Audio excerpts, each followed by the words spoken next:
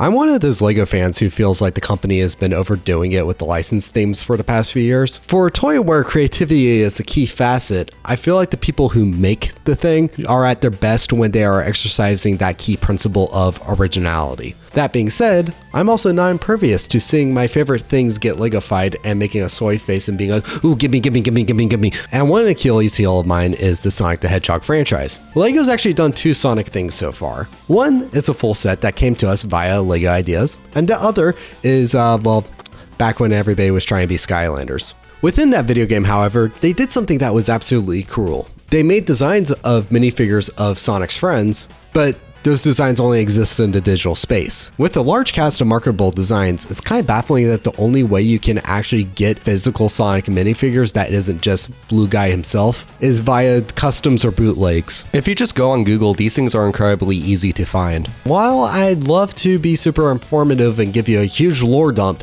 sadly all I know is that these things are made in China, they get bought in bulk, and people resell them all the time to us dumb Americans. I got mine from Minifigs World, but when I ordered my plastic, I was gypped on a couple characters. So while we do have a good array to look at today, sadly, we don't have Knuckles. That being said, I actually do have more familiarity with unofficial minifigures than your average gluttonous consumer. For half a year, I lived in Buenos Aires, Argentina, which is a hotspot for bootleg collectibles because if you want anything official, you have to pay 3 times more than you do in the States. I collected a lot of unofficial minifigures over that time, so I actually have like a good sample pool of knowing like what a good fake is and what a bad fake looks like. Maybe in a future video I will cover my larger sample pool of bootleg minifigures, but right now we are looking specifically at the Sonic ones. So let's transition to the hands-on portion of this video. Here are all of the bootleg Sonic minifigures that we are going to be looking at today.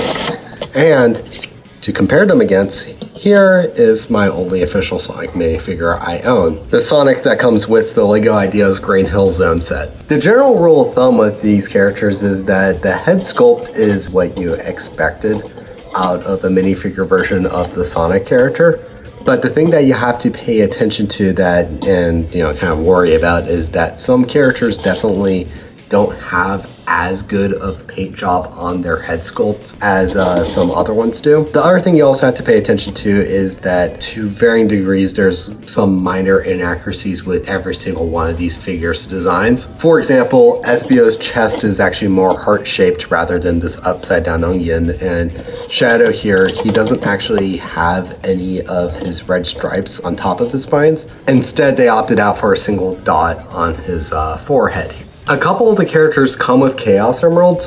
What's interesting is that the official white Chaos Emeralds is actually a bit murkier than the bootleg one, while the official Cyan Emerald is a little bit more clear than the bootleg one. Actually, just now, I remember that Amy also comes with a bootleg Chaos Emerald, and same rule as the Cyan Emerald applies. A couple also come with the rings. While the color is pretty close, like as close as you can probably get with a bootleg, if you inspect them on further detail, you'll notice the official Life Draft actually has like a little bit more of an orange hint to it. And also overall is like a smoother plastic. In terms of how the minifigures actually feel in movement, they're not bad at all. In fact, compared to the other bootleg minifigures I own, they have a much better level of stiffness.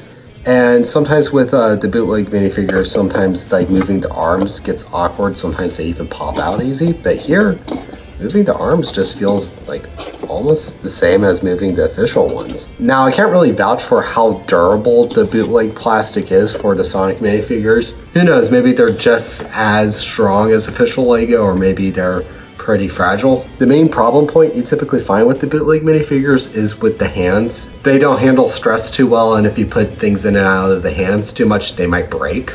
And also the wrists can get loose pretty easily. I'd exercise like just general caution with these figures, but I wouldn't get like neurotic that they would just break if I just touched them.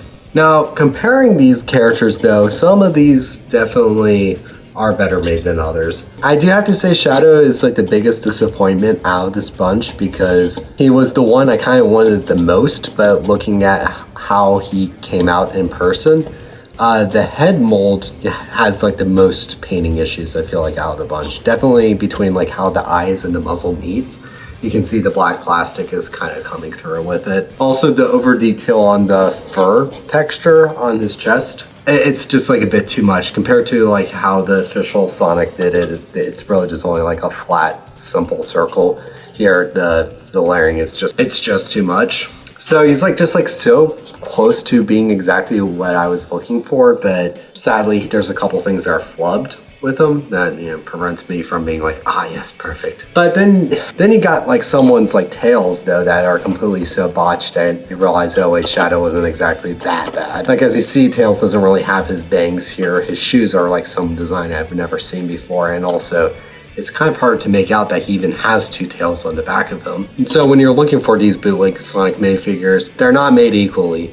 Not all of these are going to be of the same quality, and definitely curb your expectations with these things. That's not to say that there aren't ones that just hit the nail right on the head. I mean, like SBO, for example, minus the small like nitpick detail of the chest not being a heart. He's exactly what you expected out of SBO, but as a Lego minifigure. But you can also get cases like with the call where everything is being done right on paper.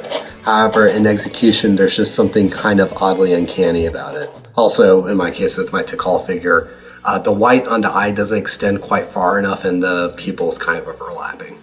Amy is definitely a weird case because there's like a lot of details here that she's taking cues after her Lego Dimensions counterpart. But then there's also like other things though that they got like some of the details inaccurate and wrong. So that's kind of confusing. Like one nuance. Epic fail. Like one nuance from Lego Dimensions is actually having her skirt be more of a tutu piece rather than not having any ruffles in it like how the Canon counterpart does it. But they also forgot to completely add like her little hairband on the top here, and also they go for kind of more of this like lace type thing at the bottom rather than the Lego Dimensions figure where in that game they had the dress on the legs to kind of like texture to kind of this double layer of dress. Look, I get I'm sounding a little sus right now talking about the dress detail so much, but you know, an inaccuracy is an inaccuracy, so you know, I gotta cover it. Blaze almost inches out as being one of my favorite ones out of the bunch, but when you look at how her coat is done at certain angles, it feels really awkward having it printed on rather it being an extra piece. I know some of the clone troopers kind of had a kilt sort of piece with them, and I think that could have really benefited in Blaze's coat working correctly. Also, as an odd detail, her ponytail is actually a separate piece. However, the connection is actually not like a normal standard Lego connection at all. It's too small to be a Technic pin, and it's too broad to be a lightsaber rod. Minus for this like little paint bleed on the back here, Bark the Polar Bear is about as perfect as you're gonna be getting with a minifigure version of this character. But you kind of run into this weird issue though, where like Bark's body type is completely different than like a standard Sonic character, so it feels a little weird that this like super big hulking character is just the same size as a normal character. It's like the whole entire like minifigure of Thanos issue you run into. But yeah, a lot of these characters, what's nice about the bootlegs is actually that you don't really get even official versions of these characters as like just standard figures often. And Bark is like a peak example of that. So being able to have some physical merch of the character, regardless of it being official or not, is actually kind of nice. Especially given the fact that I'm one of the few people who love Sonic the Fighters. Chaos is actually like a perfect example of how to do the right level of detail. I love that the combination of the scaly texture with the water inside is represented with these really like appropriately placed shapes on just the minifigure body. And the head sculpt actually I think is the second best out of all of these head sculpts for this entire thing. There's some liberties slightly taken to make it fit more with the Lego style, but then they also have to make sure that they are close enough to the official Sonic character's looks. And a character like SBO, for example, he pushes much more in the direction of being more proportioned to like how an official Sonic character's head is proportioned. But then you get a character like Blaze whose face almost feels like a little bit too scrunched up to be within the Lego style. Like Lego would definitely kind of scrunch it up more, but it's maybe a little bit too far with it. Chaos here definitely hits the happy in between of Lego stylization and official Sonic design. But Oddly enough, I think my favorite one out of the bunch comes from a lot of people's, well, one of their least favorite characters, which is actually the Lego Infinite, oddly enough. Given it's more of a helmet design, Infinite's able to translate a lot easier into a minifigure rather than having to work with an organic design. And he actually did come with like 2 of these fire pieces, but I actually gave one to my friend Callan LOF. But everything about this figure right here is just like on point exactly to how I would expect an Infinite figure to be made. The only exception maybe is just the fact that he doesn't really have any glove, which I mean, it's really simple, just swap out the hands with white. But aside from that small, like minor faux pas, Infinite hits that perfect balance between canon design and Lego design that I was referring to earlier. So getting Sonic off this little panel and just stacking up all of the figures, I'm going to arrange these into what I feel is the best to the worst. These are what I feel to be the top 6. Infinite hits everything on the correct balance. So does Chaos, but you know, just in terms of personal preference, I just feel like Infinite's figure just kind of smidges and outdoes Chaos slightly. SPO's face just leans slightly not Lego enough. Bark is as good as you're going to get for making a big character shrunk down to be standard Lego minifigure proportions. Again, Thanos problem. But regardless of that, I still think he came out quite nice. Blaze's coat could have been a separate piece and her face looks a little smushed, but aside from those issues, I think she's quite fine. I really wanted to like Shadow, but that face paint issue is just too bothersome for me to place him any higher. And then we get for like the bottom 3.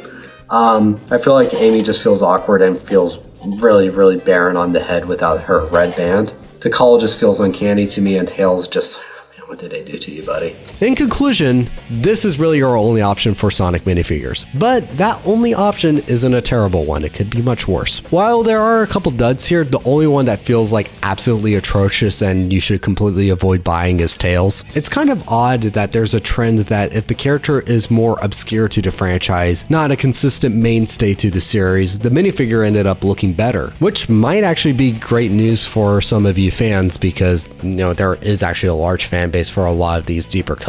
So as far as bootlegs go, I definitely say they are on the better side. Would I recommend picking up these? I would say proceed with caution. Make sure that the mold that you're getting is one of the better looking molds, and also do know that your figure's paint is potentially not going to look as good as what's advertised. Anyways, going forward, I'm going to be making more toy review type content on this channel. The main thing we have in the lineup are action figures based off of characters from video games. And specifically, I plan on doing a series of reviews for the Jakks-Pacific Sonic 4-inch figure line. So stay tuned because I'm the guinea pig who's going to waste his money on a toy to tell you if you should also waste your money on a toy. Alright, see you later.